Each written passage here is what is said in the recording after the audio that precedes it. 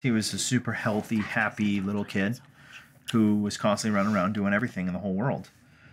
And it happened within 3 days. Like, he was... We were still under the impression that he was just sick and we were just going to be there for a couple days. No big deal. We got to Sacred Heart and went into the pediatrics side.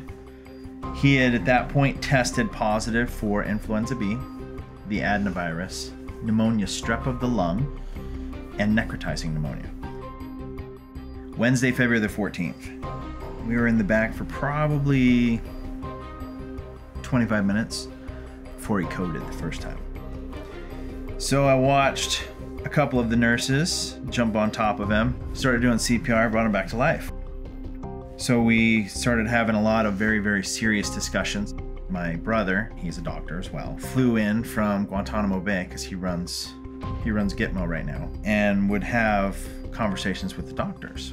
And my brother told me, he says he's going on ECMO. They gave him very, very, very minimal chance of making it to surgery. A 50-50 shot getting the bed to the elevator.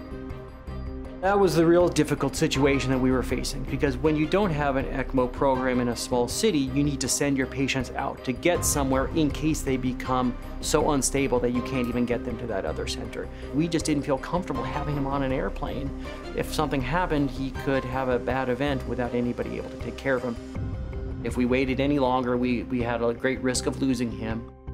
I actually took Levi down to the operating room and placed him on the heart-lung bypass machine, or ECMO as we like to call it. And he was stable. He didn't have to breathe. He didn't have to do anything but heal. Dr. Carl walked out and he came around and he told us that he was okay.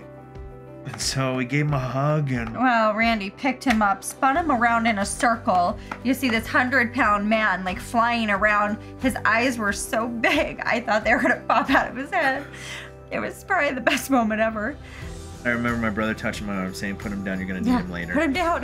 That was really the easy part of his entire care, because it was the remaining days and weeks of taking care of him, supporting him, giving him the nutrition and the rehabilitation to get him to be strong and to run around like you guys have already seen. 51 days on life support. They washed him, they cleaned him, they made sure he was all taken care of and not a single bed sore. The staff, incredible. Doctors constantly checking in with you, making sure that everything was on par, 24 hours a day, didn't matter when. They'd come and they never made you feel like you were rushed or that they had to get to the next place or anything else. They literally sat there and answered your question. So 51 days after ECMO, he came off that next morning. He did it for 25 hours. The first giant hurdle was just to get him into a wheelchair. And they're dropping everything, and that's their job. That's what they do. They treat your child like it's their own. Once he was all situated and where he needed to be, as he was coming around, they had this program that went through the hospital. It was called Songs for Kids, and they would play music. So he would start moving around and dance into the way that nobody had seen him move before.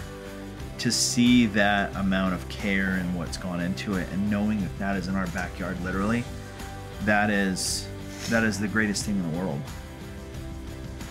You know, his little battle scars it's a huge reminder to us every single day of what he went through and how much he's already overcome.